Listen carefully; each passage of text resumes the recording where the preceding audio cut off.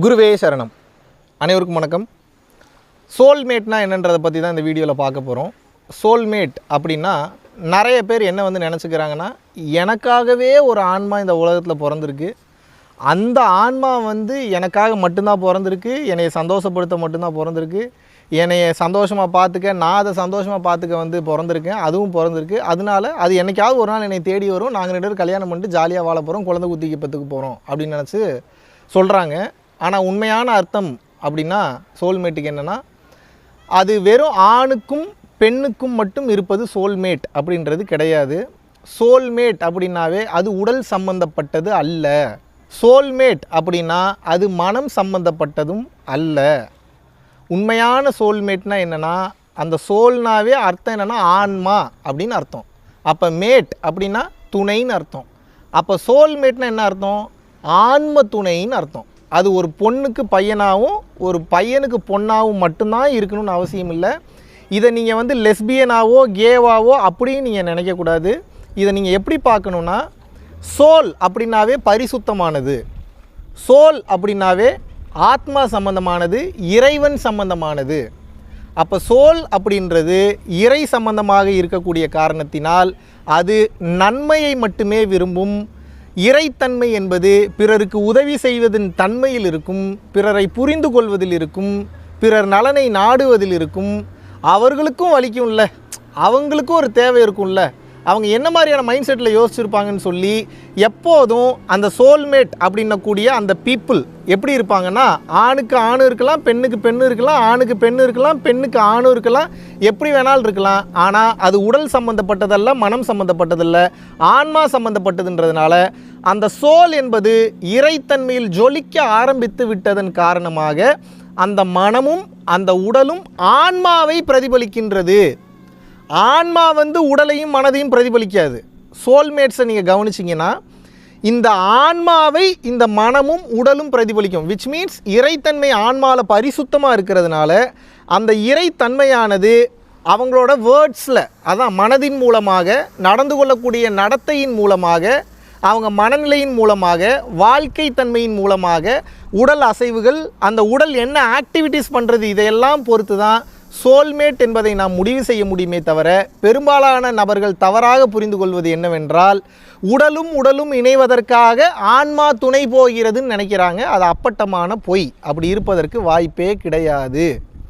Soul இரண்டும் ஒன்றாக merge ஆகிறதுக்கு அது ஒரு ஆணும் பெண்ணுமாக தான் இருக்கணுன்ற அவசியம் கிடையாது. ஒரு குட்டி நாய் இருக்குது அப்படின்னா, ஒரு மனுஷன் அப்படி இருக்கிறான்னா, இந்த ரெண்டுக்குள்ளேயும் சோல் இருக்குது. அந்த நாய்க்குட்டி இந்த மனிதனை முழுமையாக புரிஞ்சுக்கிச்சு, அந்த மனிதன் இந்த நாய்க்குட்டியை முழுமையாக புரிஞ்சுக்கிட்டானா, இப்போ இந்த மனிதனுக்கு இந்த நாய்க்குட்டி தான் உண்மையான சோல்மேட். இந்த நாய்க்குட்டியை இந்த மனுஷன் நல்லா புரிஞ்சுக்கிட்டான், இப்போ இந்த மனுஷன் இந்த நாய்க்குட்டி புரிஞ்சுக்கிச்சுன்னா, இப்போ இந்த நாய்க்குட்டிக்கு இந்த மனுஷன் தான் உண்மையான சோல்மேட். ஒவ்வொரு சோல்மேட்டும் ஃபிசிக்கல் ரிலேஷன்ஷிப்பில் தான் முடியணும், கிஸ் பண்ணணும், கட்டி பிடிக்கணும், முத்தம் கொடுக்கணுன்ற அவசியம் கிடையாது. புரிந்து கொள்ளுங்கள். நான் முன்னாடியே சொல்லிட்டேன், இந்த சோல்மேட் கான்செப்டுன்றது உடல் சந்தோஷத்திற்காகவோ ப்ளஷருக்காகவோ உருவாக்கப்பட்ட காரணம் இல்லை.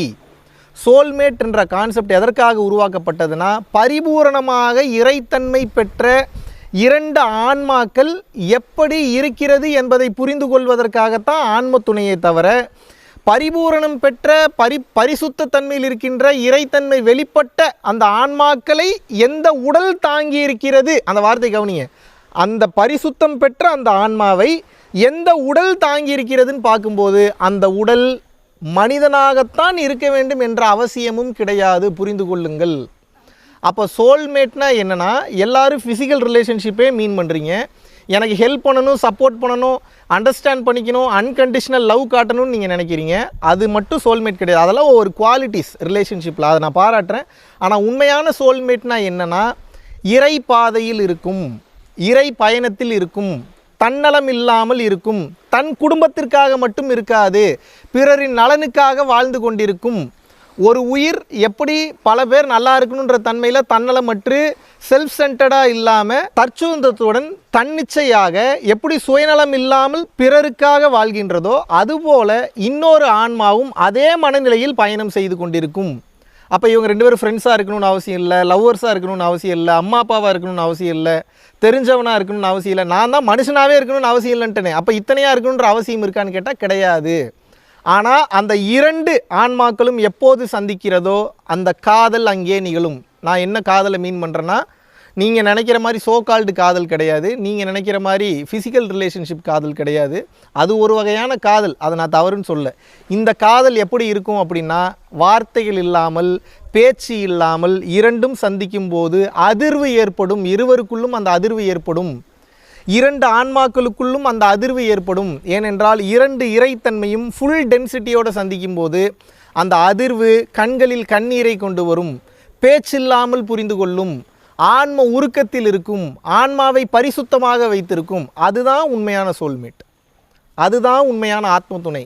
அதை விட்டு இப்போ நான் எனக்கு வேணுங்கிறத நீங்கள் வேணுங்கிறதெல்லாம் பண்ணுறீங்க, எனக்கு பிடிச்சிருக்கோ பிடிக்கலையோ அதை நீங்கள் புரிஞ்சுக்கிட்டு நீங்கள் செய்கிறீங்க பார்த்தீங்களா, நீங்கள் தான் எனக்கு உண்மையான சோல்மேட்.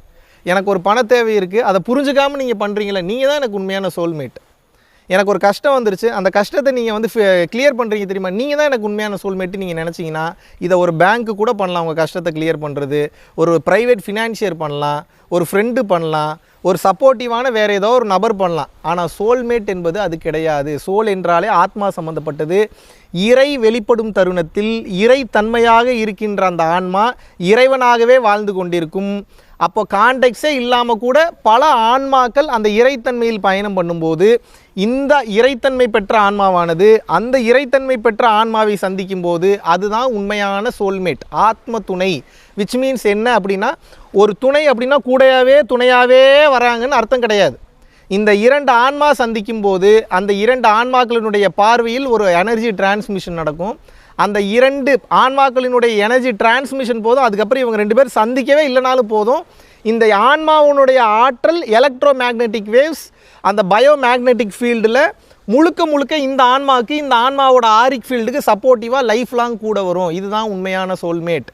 இன்னும் உங்களுக்கு ஒரு படி மேலே போய் சொல்லணும்னா, என் குருநாதர் காஞ்சி விஸ்வநாத சுவாமிகளோட ஆரிக் ஃபீல்டும் எனது ஆரிக் ஃபீல்டும் ஒரே தன்மையில் மேட்ச் ஆகும்போது அவர் ஃபிசிக்கல் ப்ரெசன்ஸ் இங்கே இல்லைனா கூட டீப்பரான சோல் ப்ரெசன்ஸ் என் கூடயே பயணம் பண்ணுது தெரியுமா, இதுதான் உண்மையான சோல்மேட்.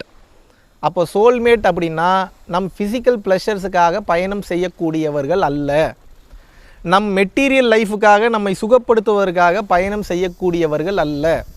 சோல்மேட் அப்படின்னா உண்மையாகவே ஆன்மாவிற்கு துணையாக பயணம் பண்ணுறவங்க, நம்ம ஆன்மாவை கரைதேற்றுவதற்காக பயணம் பண்ணுறவங்க. ஃபிசிக்கல் அப்பியரன்ஸே இல்லைனாலும் நினைத்தவுடன் அந்த ப்ரெசன்ஸ் நம்ம கூட வருது தெரியுமா, அந்த ப்ரெசன்ஸ் ஒரு பாதுகாப்பாக வருதில்ல, இவங்க எனக்கு கண்டிப்பாக ஒரு உதவிக்கு வந்து நிற்பாங்க அப்படின்னு நினைக்கும் போது ஒரு தைரியம் வருதில்ல, அவங்க தான் உண்மையான சோல்மேட். யாரை நினைத்தவுடன் அந்த ஒரு கான்ஃபிடென்ஸ் அந்த தைரியம் உங்களுக்கு வருதோ, ஃபிசிக்கல் அப்பியரன்ஸே பார்க்காம வருதோ, அவங்க தான் உண்மையான சோல்மேட். ஏன்னா அவங்க ப்ரெசன்ஸ் சோல் வழியாக உங்கள் நினைப்பில் வந்த உடனே அந்த தைரியம் வந்துடுது. யாரை நினச்சாலும் தைரியம் வருமா உங்களுக்கு? வராது. கான்ஃபிடென்ஸ் யாரை நினச்சாலும் வந்துருமா? வராது. யாரை நினச்சாலும் இந்த உலகத்தை ஈஸியாக ஜெயிச்சு கடந்து போயிடலாமா? முடியாது. அப்போ யாரை நினைத்தவுடன் அந்த தைரியமும் அந்த பாசிட்டிவிட்டியும் உங்களுக்கு வருதோ அவங்க தான் உண்மையான சோல்மேட்டே தவிர நீங்கள் நினைப்பது போன்று உலகியலுக்காக, ஃபிசிக்கல் அப்பியரன்ஸுக்காக, ஃபிசிக்கல் ரிலேஷன்ஷிப்புக்காக, மெட்டீரியல் ப்ளஷர்ஸ்க்காக கூட வரவங்க சோல்மேட் கிடையாது. புரிந்து கொள்ளுங்கள். நன்றி, வணக்கம்.